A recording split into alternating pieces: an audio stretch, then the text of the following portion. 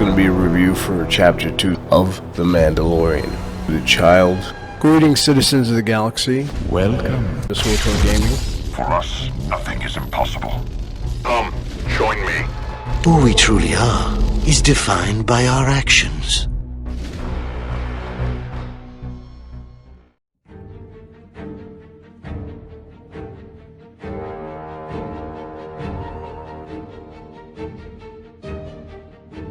Citizens of the Galaxy, Swtor Gaming. This is my short review because I have to run off to work very soon. But I liked episode 2. Episode 2 was pretty much felt like I was really immersed in the Star Wars universe. The first one took a little bit to settle in, but it was the first episode, and you had a really good payoff at the end. This one didn't wait to give you the second, I guess, payoff, or continuing the storyline with the Yoda baby for the first episode, which was a big Easter egg, and which pretty much had everybody talking like, hey, what's going on?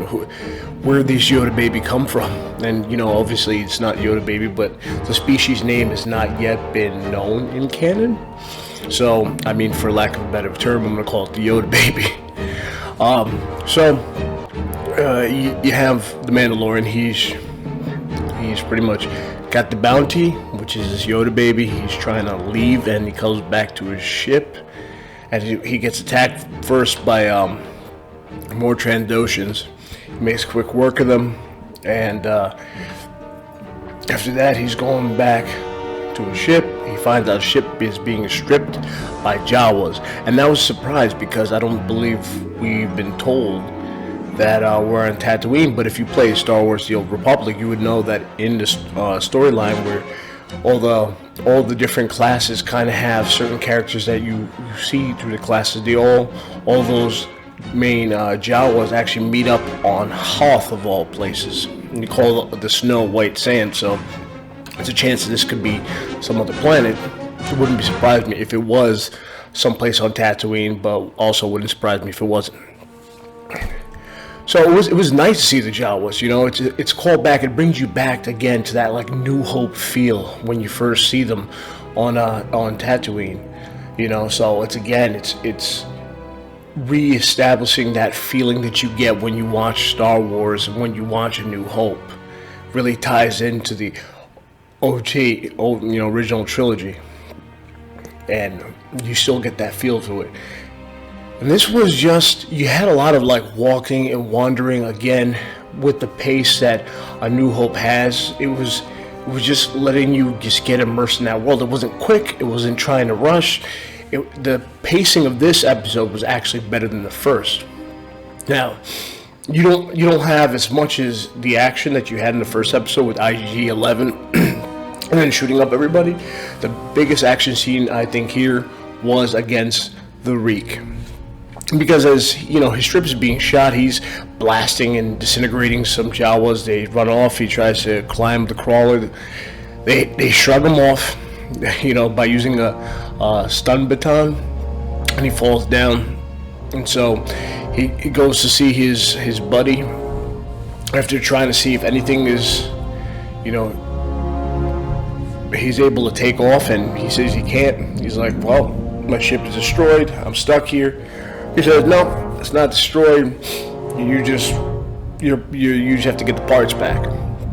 So he's like, well, let's go talk. We'll mediate with them. And of course, being a Mandalorian about battle, he tries to set them on fire in the beginning.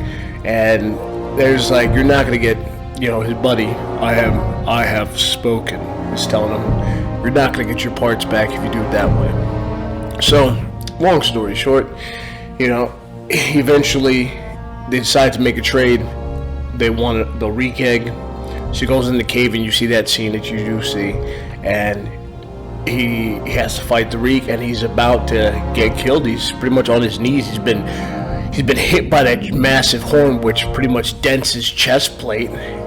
Probably he's got some broken ribs and other stuff like that. If he has similar physiology to humans, probably a broken sternum. And he's sent flying out of the cave.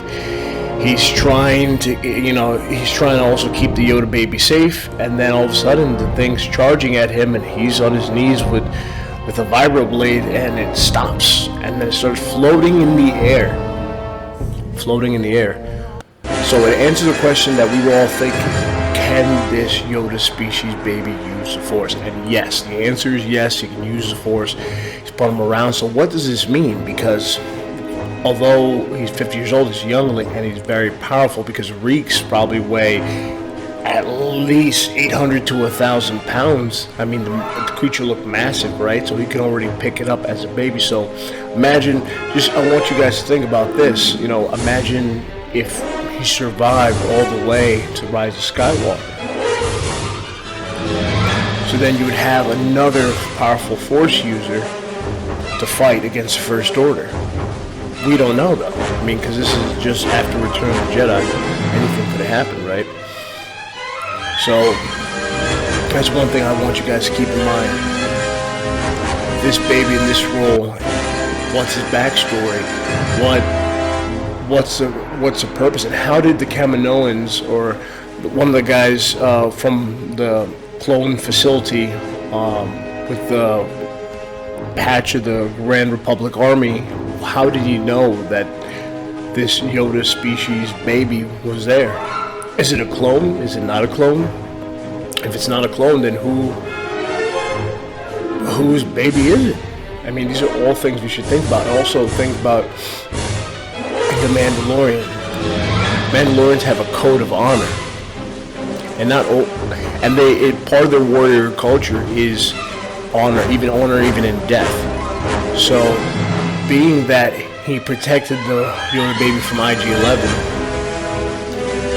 is he going to turn it in? Is he not going to turn it in? You could tell he doesn't have a lot of credits, and he protected it because, he could bring it alive or dead. So this is going to eventually be something that he, as a hero, is going to have to come to terms with. His problem with morality, his issue, is going to be: is he going to turn it in for the credits because he agreed to take a contract? Is he going to honor his contract, or is he going to protect this child who also saved him?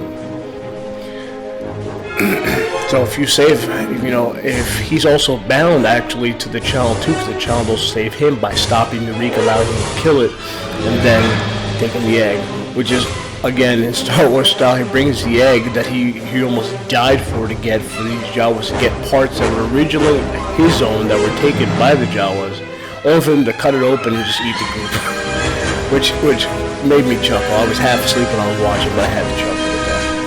Anyway, I generally like this episode, and I just want to let you guys know that it's been fun so far, and hopefully, I can get these videos out, but it's been tough, honestly. But now that we're going to once a week, we'll get the time for this whole thing to marinate across your minds, and just, enjoy it. Let me know what you guys think. Leave your thoughts in the comments below, and we'll see what else we can do. And going forward, just think about these things: where the Yoda baby come from, what is the Mandalorian going to do, because he's going to be at a crossroads. Now this baby saved his life. And the third,